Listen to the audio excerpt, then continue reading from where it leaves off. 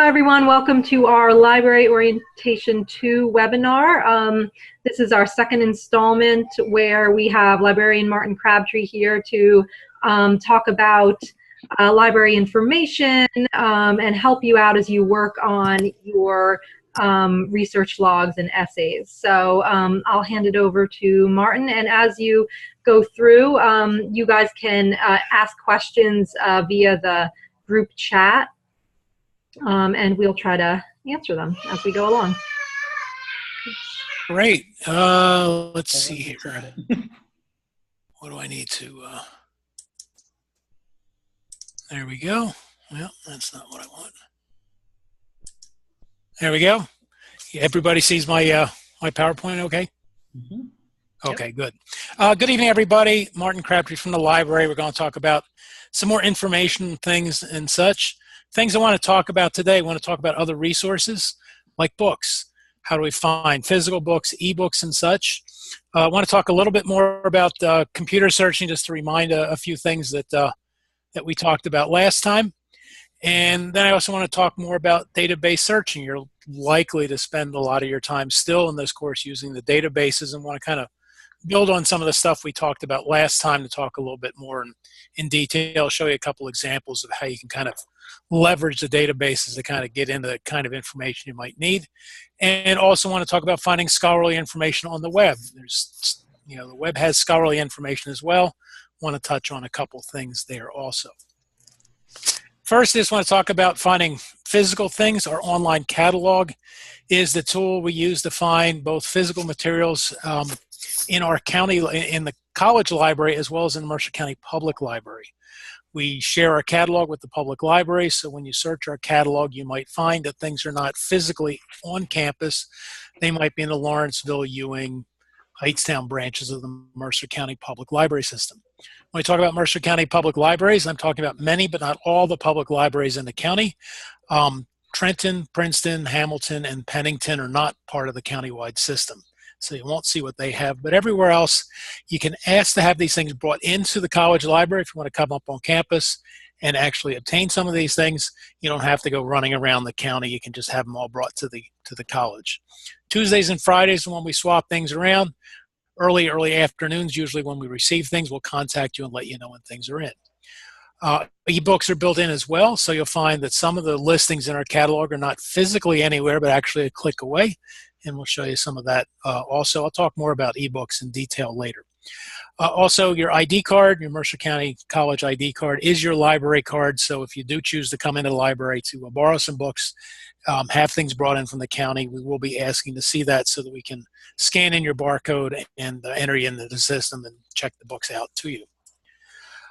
To get to our catalog from our homepage, over in the quick link section, kind of halfway down, that's the link that will take you to our catalog.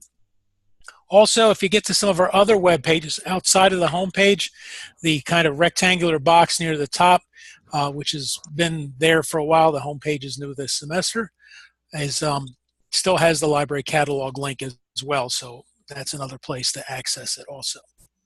Want to step out real quickly and just kind of show you how everything looks, and just want to make sure everybody should be now seeing my browser going instead. The catalog link over here, if I click on it, it will open up the catalog. Jackie, are you shaking your head no, you're not seeing my browser? Oh, no. No browser. Okay, let's see if we can get that up and running. Share screen. Let's try that. We're good? Okay. Let me just back up a notch. I started out the college's homepage over here, catalog. Click on that. Brings up the catalog for us here. Again, I can put in some search terms. I'll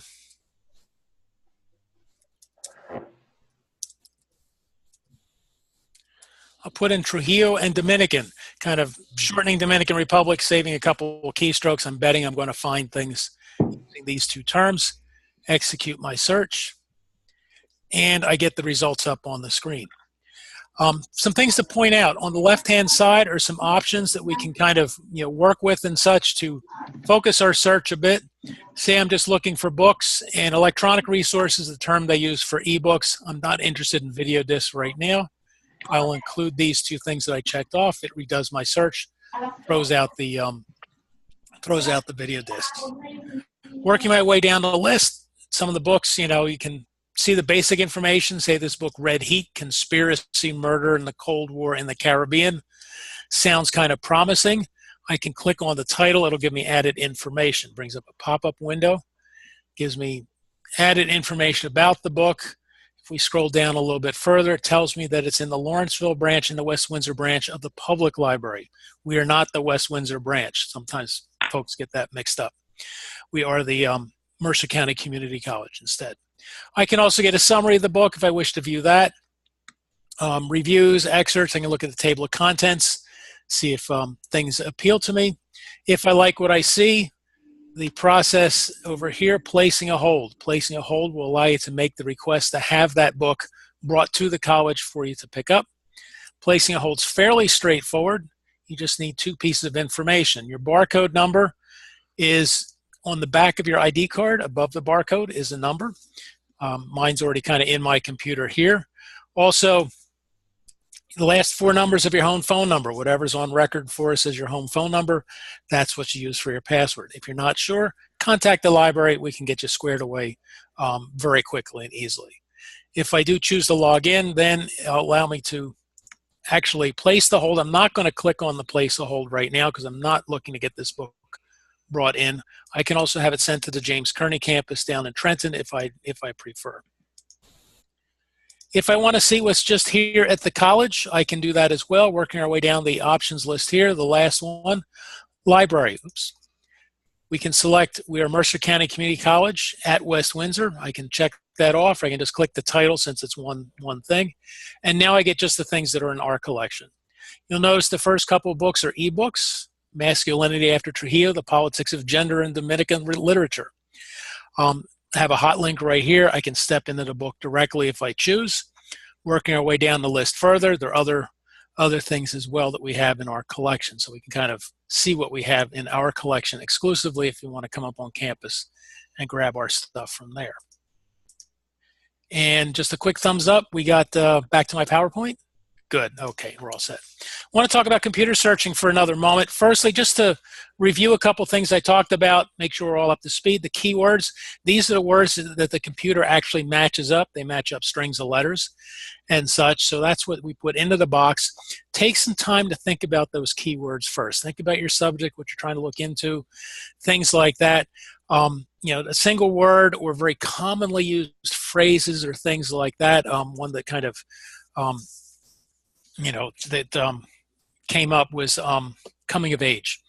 You know, just that phrase in and of itself is used a great deal in many different respects and aspects. So trying to use that as your only search term kind of gives you a bit of a splatter effect, a lot of information. You want to think about some added terms that may help you focus in what aspects of it you're looking at, things like that. Remember the Boolean searching and, not, or connectors to better define what you want. I want boys and girls, not just one, you know, one or the other. Multiple words with similar uses, car or automobile. Sometimes there's something I'm not interested in. For example, Eagles, not football. I want birds, not football information at the moment. The quotes, again, will lock words together, Dominican Republic, whatever we're looking for, you know, American society, things like that. And also allow those first few hits to help you out. Sometimes you don't know all the right keywords to use, or you know, maybe you don't quite have your topic down real tight. Allow some of those first good ones that you go, yeah, I might use this. Look it over. Look for added search terms, added ways of viewing your topic and such that may help you kind of focus in, improve what's in the box that you're searching. Had a couple thoughts on keywords for the topics that everybody's working on. Again, I'm working with kind of two different topic ideas. When you're looking at you know, writers getting in trouble with leaders and things like that, the term dissident or dissident writer is sometimes used to describe those kinds of authors. So that might be a helpful term to use. Individual identity, if we kind of think about that and such, some other terms that are also used a lot, personal identity as well as self-identity. Are used a lot in the literature and such, so you may want to try some of those added terms.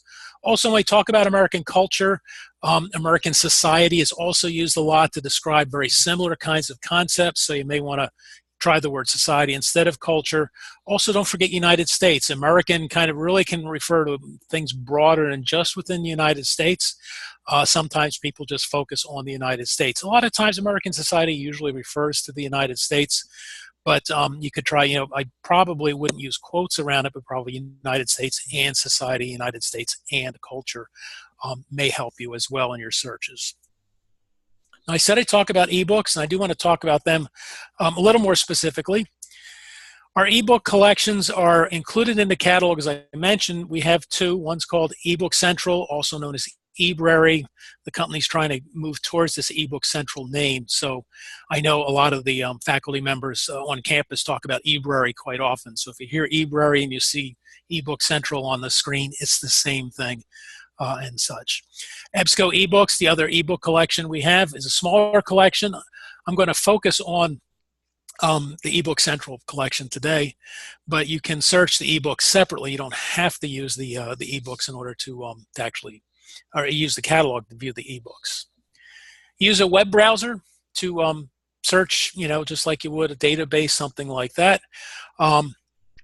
And such. You can download ebooks to your device. You need something called Adobe Digital Editions to do the downloading. It's a freebie download program, and the site will help you kind of work through that if you need it. There are other apps and things like that. If you're downloading it, say, to a smartphone, things like that.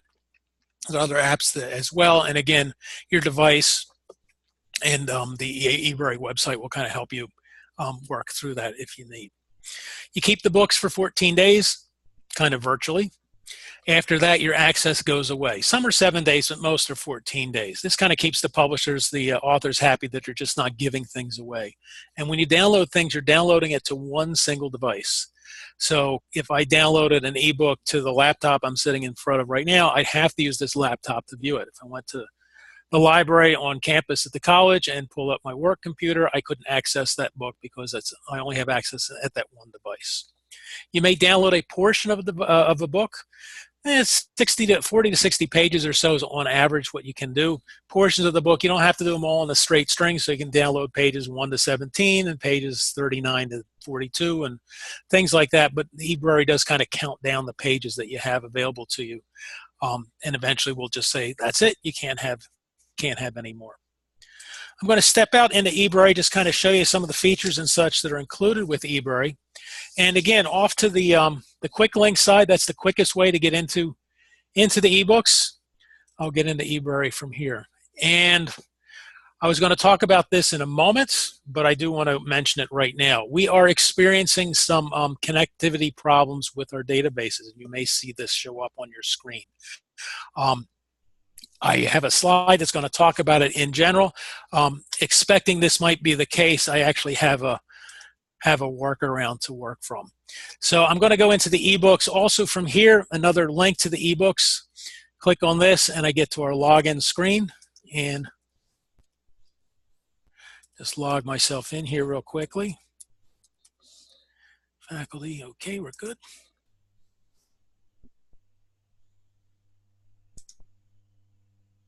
There we go. And I'm now into the eBrary collection. From here, I can search things just like I might, a database, something like that. So,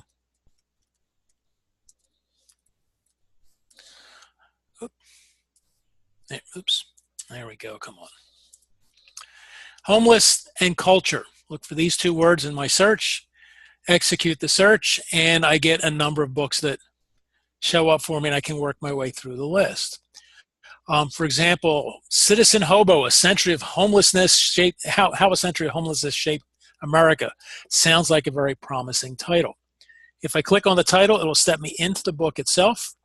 And first, I just get kind of basic information about the book. I get the author, the title, all those sorts of things.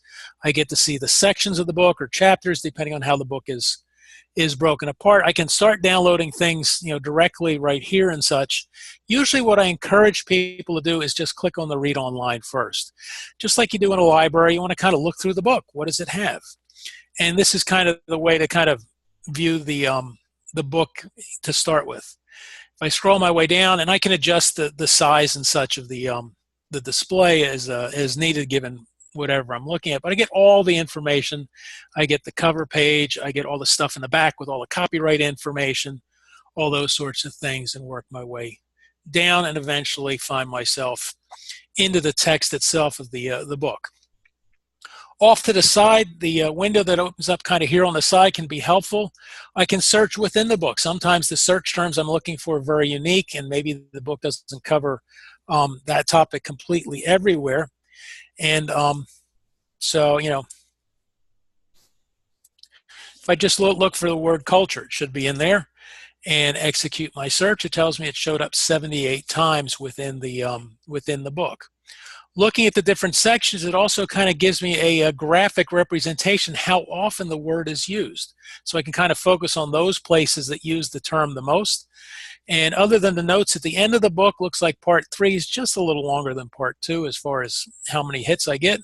If I use the drop down here, it will now show me all the places within this portion of the book where that term shows up. And from here, I can pick any of these. I get a little fraction of a sentence and things like that, you know, and then we can kind of click on one of these, shows up 3 times on this page, and now I get the page, and again, it highlights the search terms for me, so I can easily kind of deal with that and read through things.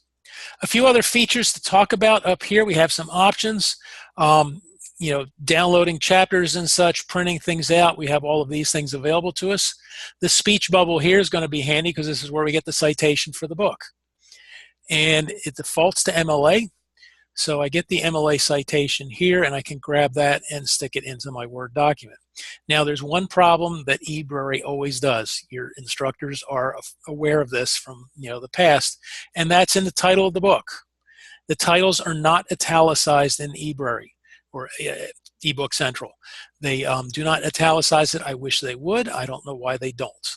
But anyway, you're going to have to manually do that when you drop it into Word to make it a correct MLA citation and such for your works cited page. Another feature that's quite handy is something called the bookshelf. The bookshelf is kind of your personal space within eBook Central, and want to talk about that. First thing, in order to use the bookshelf, you have to sign yourself in. Signing in, I'm already signed in. If I needed to, I'd click sign in when if I was, say, on campus, something like that, I have to sign in a second time to get there. But I have signed in when I logged into the database or in the eBook Central itself. So I'm into my account. The little plus sign here will allow me to add that book to my bookshelf. I'll click on it and just add it to my bookshelf. Another feature is the ability to highlight things. Sometimes you're reading through the ebook, you want to highlight something. You know, this paragraph here looks promising. I can mark it out. And then I get 3 choices of highlighting color. I can say maybe make this one pink, and then work my way down to another page, and I can then select another passage, maybe make that in blue and such, and have the different colored highlights. Sometimes people like to highlight in different colors and such. The bookshelf itself, if I click on this now that I'm signed in, will show me all the books I've set aside for myself. And I use this rather than downloading books, because this way I can get to the book quickly, kind of set it aside, and it doesn't matter what device I'm on. So if I'm at home, I'm on a different computer at work, whatever, I can still pull up the ebooks and such. And these are books that I've set aside for myself. Here's Citizen Hobo that I just put in. And from here, it also tells me how many annotations I have. Those are those highlights that I included within the book. If I click on the annotations link here, it'll take me to the first one in the book that I set up for myself. So in this book here, it loads up the book and takes me to my first annotation within the book. The star over here will allow me to look at all the annotations. If I click on that, it'll bring up here all the annotations I've placed in the book. And again, just like I'd done before, I can click on any of these and kind of bring up that annotation for me within the book and such. So again, here's another annotation that I stuck in. So I can get right back into the book. So if you're reading it, you know, now, and you're going to write your paper, you know, a week later, or maybe you could find something that works well for a final paper, highlight it, you can come back to those spots very easily. I kind of like the bookshelf feature a lot within eBrary. Where's my slideshow? Yep. seem to have lost my slideshow. There it is. Get those folks out of the way. So I do want to talk about computer or database searching a little bit further. As I just experienced, we're experiencing some troubles with the access to the database from off campus. It's intermittent, so I can't say it's always going to happen to you or it's never going to happen. It just happens from time to time. Seems like it happens more often than not, but that's just kind of my impression of things. If you get that secure server error, what you need to do is to open up your web browser, clear out your browser cache, clear out the cookies, and go into the settings. That's usually where it is, depending on the browser you're using.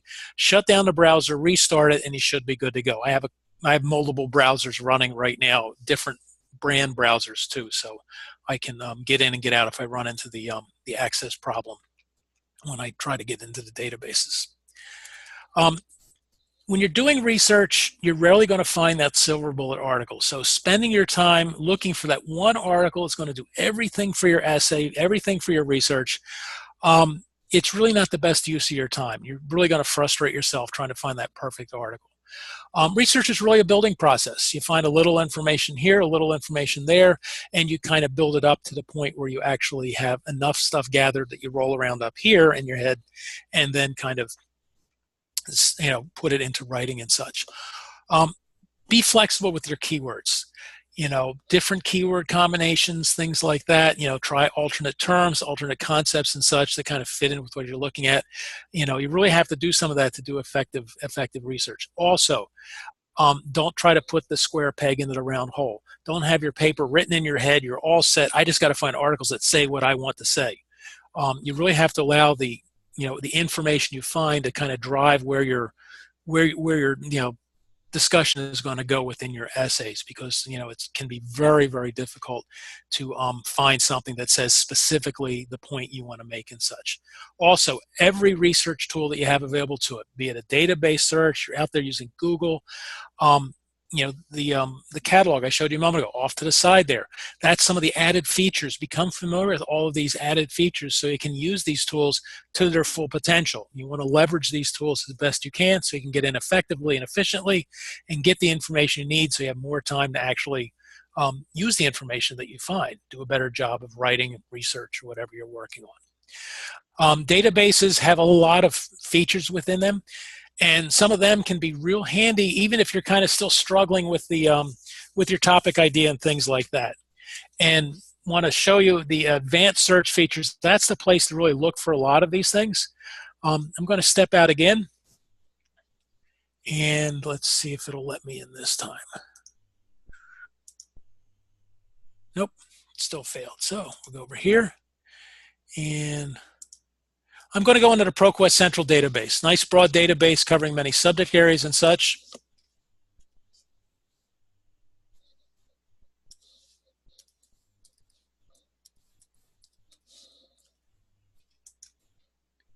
Oops, guess I typed something in wrong. Oh, forgot to set it over to faculty.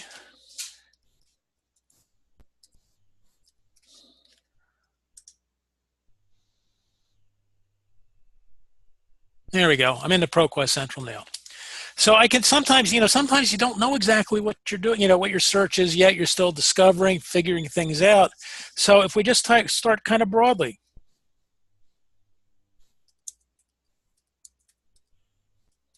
Dictator and writer. I'm going to check the full text box. Give me full articles I can view, I can print out. I want to focus on those scholarly peer-reviewed journals right now. So I'm going to check that box also. I'm going to execute my search. And I get my results up on the screen. Now, this is some of the stuff that can happen when you're doing research. Remember, stay alert to what you see and everything else. This first article struck me immediately when I did this search earlier. Writers and despots. They use a different term for, what I use, dictator. Here's another keyword that I can try. Keep an eye out for these things because, you'll find them and then, grab those, use those. It can be really, really, really helpful for you to use. Off to the side here, we have a number of options to work with. I'm going to show you some of these that can be quite handy when you're trying to narrow down your research a little bit, maybe do a little exploring. You aren't quite sure what you're looking for quite yet. Firstly, the source type. Most things are scholarly journals, but a few magazines and other things snuck in. That can happen. So if I go for more options here, I can use this list, and what I really like about the ProQuest company's interface is the ability to include as well as exclude. I can throw things out, and I'll show you why that can be handy in a moment.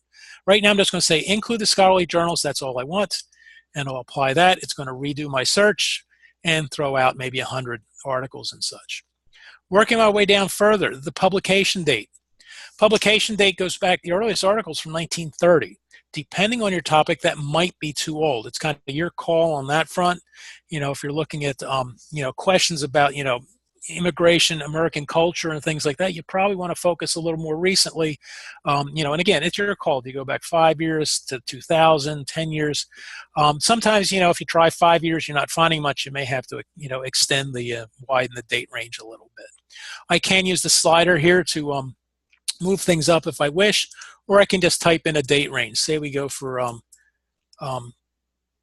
2000 to 2017 right now. I can also put in day, month, year, things like that. They show me the formats. Again, if you need information for a specific week or something like that. And again, we'll update it again, kind of lop off some of the older information. And again, I've lowered my count here. Document type can be quite helpful when you're looking at scholarly journals. When you think about scholarly journals, authors, researchers are routinely writing. I mean, they're writing articles, they're writing books, things like that. That's kind of how they justify their existence in many ways, publishing my research. And book reviews are very, very common in scholarly journals. And right now, we're doing research. We want to get information we can use. We don't want to find out about a book, then we have to go find the book. So we want to kind of do what we can to kind of brush away some of the book review type things, and document type will help us.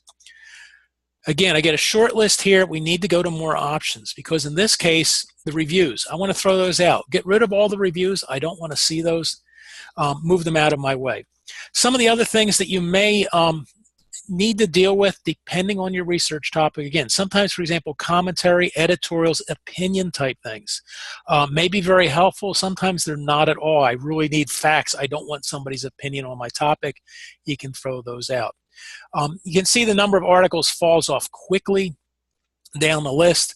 I'm going to throw out fiction just because, again, I'm not looking, sometimes, some works of fiction, things like that, are added into journals. Some poems have been published as well within the scholarly journals. Again, I don't want to see these things. And I work my way down obituaries. Again, not interested in finding out about somebody's life who recently passed away. If I apply that, again, I'm just throwing out the things I know I don't want. I haven't even looked at the articles yet to see if anything's really useful or not. The last one to look at is the subject. I save subject for last because the other things, you don't want the reviews, you want a certain date range or something like that. This is where you need to do just a little bit of thinking. And we're going to go for more options. Now, what this does, it gives me a long list of subjects that are associated with the articles in my list. Now, because I put writers into my search, I'm looking at people who write books, I need to do things a little bit differently because a lot of times if I see, say, the mention of books and such, I throw those out. Again, it's likely to tell me about a book. I might not choose to do so this time because the tie-in with writers and such. Literary criticism, I will throw that out because that's more talking about, somebody's written work and things like that, and I want more kind of fact stuff on the screen. Also, I can find some added topics and things that I may wish to focus on. Dictators, that was pretty important. I'll include that. Here's the writers. I'll include those. Now, there's obviously a political connection to things. Maybe I want to focus more on the politics of things. Working my way down the list further, again, human rights issues. Women are showing up. Looks like there may be some sort of gender component to the search terms I used. Political activism, religious aspects. I mean, think about, countries that are very, strongly favoring one religion, not permitting others to practice and such. You could focus on that. I can include that as well. There are cultural aspects, a lot of things that, I might wish to choose. Motion pictures, again, I'm going to throw that out. They're going to talk about films. I'm not interested in that right now. Maybe, the politics, is what interests me or whatever. And again, I can work my way down the list. Once I've kind of checked things off and I apply that, it redoes my search again. And this is where it really cuts down the list. Now we're talking hundreds of articles. From here, I can step in and check out my articles and see what might work for me and things like that. Also, just to mention the fact that I said about, trying different search terms, I want to just quickly do a second search. And this time, despot, and I'm going to use dissident writer. Again, leave it full text, leave it peer-reviewed, execute my search. Let's try something different. I got much fewer things. Certainly, dissident writer, despots are going to be used probably less frequently. Working my way down the list, seeing what I have. Again, it remembers the date range that I selected before. So I can update that and say keep stuff new enough for me, and I don't have to retype in the dates and such. And it seems to be hanging up a little bit. There we go. Same thing. One magazine showed up. I'm not going to bother to throw that out. Again, I can throw out the reviews. Again, shorten my list some more. Get rid of the reviews, and now I have a shorter list, a different list. I mean, many of these articles could be on the same list that I had before. Rulers against writers, writers against rulers. The title sounds very promising if I'm looking at this kind of, people in charge and, authors kind of butting heads against each other. Again, rulers, another term I might want to use, as part of my searches. Again, I'm noticing added search terms as I go. And that really is kind of the more effective way to find things, is to try some different searches, put in some different terms, and your results will be a little bit different. You'll find some, potentially good stuff doing things that way. Now, finding scholarly information out there on the web. Using the web to find information, Google Scholar, a great place for finding, scholarly information as well. Google Scholar, if you're not familiar with it, attempts to pull together scholarly information, so when you search it, it's kind of filtered out, kind of like checking the peer-reviewed box in a database. So it's not just a little twist on plain old Google. They've asked publishers and such to submit and give them access to their articles and such, their information, so that they can be included in the searches. However, they don't always give you, the user, the same access to those articles and such. It makes a great extra resource. It's not my go-to place to start in most cases. If I have access to databases, nice closed system, a lot of good stuff, I start there first. But if I need more information, not finding what I want, things like that, I will step quickly out to Google Scholar if this is the kind of information that I need. Google Books are built in, which can be helpful also, and such. So, we can find, books, and those published before 1923, generally no copyrights left, so you get full books quite often, the entire books, which can be nice also. There are drawbacks, though, to using Google Scholar. Their criteria for inclusion is not clear. Yes, they give kind of, a generic statement about, scholarly stuff and everything else, but sometimes I see things in Google Scholar, I kind of question its scholarliness, if you will. Consequently, if you find something in Google Scholar, it's not feeling like the kind of stuff you're used to seeing, before you just stick it into a paper or whatever, check with your instructor, make sure they're okay with your using it as well, so you don't run into any problems later on when the paper's graded and such. Full text information is limited. You don't get everything for free in Google Scholar, and you don't have all of those added options like I showed in ProQuest Central to limit yourself to take out the reviews, focus on subject areas and things like that. Most books published after 1923 are not full text, so you get pieces, not the whole thing. Sometimes you're lucky, you get the pages you need. Other times, maybe not. Step out real quickly, just show it to you if you haven't seen it before. Scholar.google.com, that's how you get there. And I'm thinking about the Ayatollah Khomeini and the author Salman Rushdie, who ran afoul of each other at one point in time. Executing my search, I get the results up on the screen. It tells me when I have books. For example, we have a book result here. Off to the side, these links here, these are hot links that will take me to a full text article. So I'm getting a couple of full text things, not a huge amount of things showing up full text right now. Understanding the Postmodern World, Why Khomeini Wants Rushdie Dead. Sounds like an interesting article. If I click on the title, I can find out more about the article. And I get added information here. So they show me kind of the first page, or maybe the abstract, depending on how the publisher works it. To get access, here's the link that will give me access to the article. So if I click on this, it steps me into the article. And there we go. They want $42 for 24 hours access. If I'd like to have access to the issue, the whole issue, it's going to cost me $143, and I get a full month then to have it. Please, folks, don't spend the money. We here in the library, we will get you what you need. I want to put the information you need in your hands. So if you find something online like this, they put out their hand and ask for money. Show me what you got. The information here is enough. I can find it for you. I might not be able to find it for you immediately. I might have to find another library that subscribes to that publication, get a copy made and brought in for you. So it can take a little more time sometimes to get things brought in. Sometimes it's real quick and easy. It's in a different database, something like that. I know rocks to look under out on the web that I might be able to find like a personal copy from the author or something like that they posted at their website and such. So there are ways of kind of finding things out there to get around this on the web, but if not, I'll get it for you. That's kind of the bottom line. So that's a bit about Google Scholar. With web information in general, it's really a buyer beware kind of world. Just do a Google search and such. There's a vast amount of information there. Everything's not there, though. The web does not contain every piece of information humankind has generated. We've been around for a long time. The web's only been around for about 20 years. Anybody can put up information. So, think about anybody and everybody. Some people are really honest and good and smart. Other people are really deceptive. Other people just don't know what they're talking about.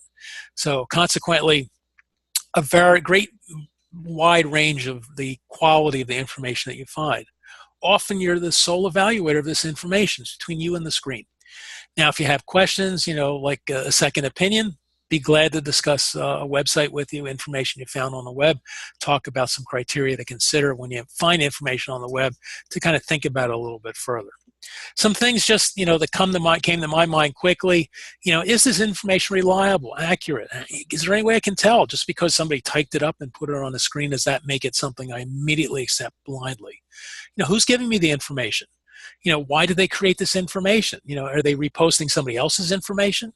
Did they even create it themselves? A lot of times these days, they talk about, news and such, and a lot of times it's just somebody said this and everybody just keeps reposting, look at this, look at this. Where did it really come from? You got to kind of dig a little bit. Are they trying to sell me something? What's their purpose? They're trying to sway my opinion, get me to vote for somebody, get me to support a social issue, things like that. Anytime you're out there on the web, it's really important because there are really no controls out there to keep all of this stuff from, hitting your eye, entering your brain, and you really have to kind of pause for a minute and say, why am I going to believe this? What makes it really credible and valid, particularly when doing more serious research and things like that. Now, there's a lot of information to choose from. There is only so much time. And again, just want to give an added shout out to books. Books are a great source of information. And really, students sometimes seem to shy away from books a bit, and really there's no reason to do that. Use a book just judiciously like anything else. They make great sources of information, the ebooks, physical books, things like that. So it's 400 pages long.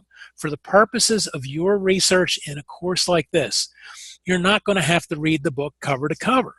You're looking for information. Again, I said you gather from a number of sources. You're looking for some information that's contained in that book that you can use to, add to the amount of information you have up here that you're going to use to write your essays and such. So rarely do you need to read an entire book. Think about it. I'm writing a paper about the Battle of Trenton in this Revolutionary War, George Washington crossing the Delaware, all that stuff. I don't need to read a whole book about the Revolutionary War, so it's 400 pages about the entire war. I need to find that chapter, that section that talks about the Battle of Trenton. Table of contents in the front of the book shows you all the chapter sections. Maybe there's, chapter 7, George Washington's campaign into New Jersey. The index in the back of the book. It's kind of like a alphabetical web search of the book. Here are all the topics and subjects that are included in this book. Look for Battle of Trenton, New Jersey, things like that. And there it is, page 301 to 307. I've got 6 pages to read in, say, a 400-page book. I don't have to read the entire book, get the information I need, and move on. When you're doing computer searching, please, folks, craft a good search. It really can save you some time than throwing in a single word. Think about those keywords, the and, not, or connectors, the quotation marks for phrases. Again, not full sentences. Don't put a whole research question in quotes. You're expecting somebody else to have written that exact sentence. Chances are very, very slim and such. Databases, great source of information. Excuse me. And the abstracts from the databases, mentioned it last time, that helps you to decide which are the good usable articles out the gate without having to read lengthy articles. You're asked to use more and more of the scholarly journal type stuff quite often. This stuff is, meaty. We're talking 10, 20, 30 pages, sometimes more. And there can be some excellent, excellent information in there for you to use.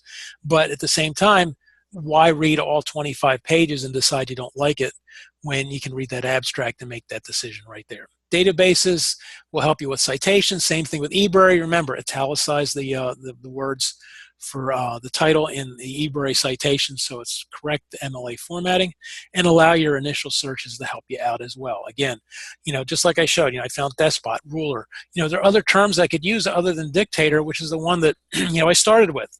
And you don't always think of these things right out the gate. You notice them as you're doing your research. So your research can really help guide you to improve your searches and such. If you need help down the road a piece, again, please feel free to contact us. You can call us, you can email us, you can stop on by. Excuse me. With that, I thank you for your time and attention. I want to see if anybody has any questions, if the professors with us have anything they'd like to add and such to what we have going. Let me kind of stop sharing my screen and give it back. Yeah, please, if anyone has any questions, feel free to, you can unmute your mics and ask them, or you can, type it in the chat feature here if there's anything you want to ask, any confusions you have. And Martin, wouldn't you agree that students should always double check the citations that are produced by the databases? Oh, yes, certainly. They're still uneven. Sometimes some are really good, but sometimes there are those that are still using the old version. Well, generally speaking, my experience with MLA these days, the databases have pretty much all gone over to the 8th edition now. Yes. So, the problem with, 7th versus 8th edition, the older version of MLA, within the databases has pretty much gone away. Oh, great.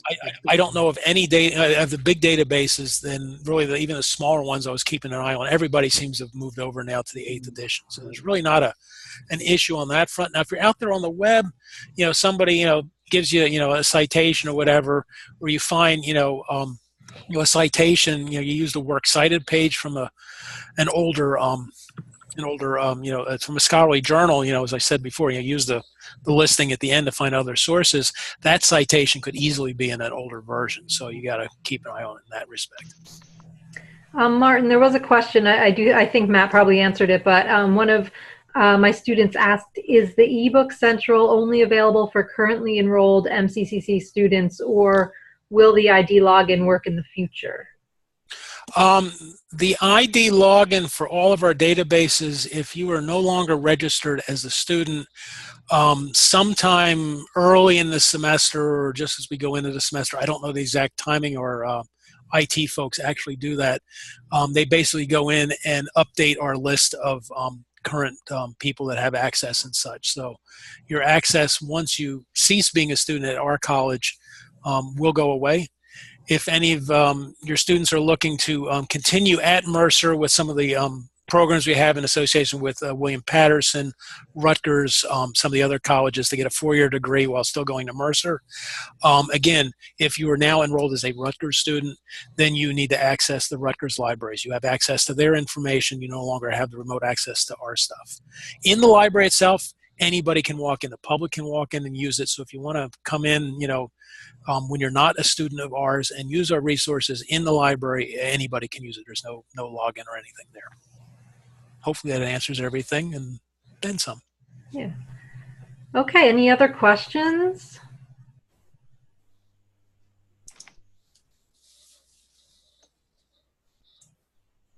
Okay, if there are no questions, I'll stop the recording at least, and then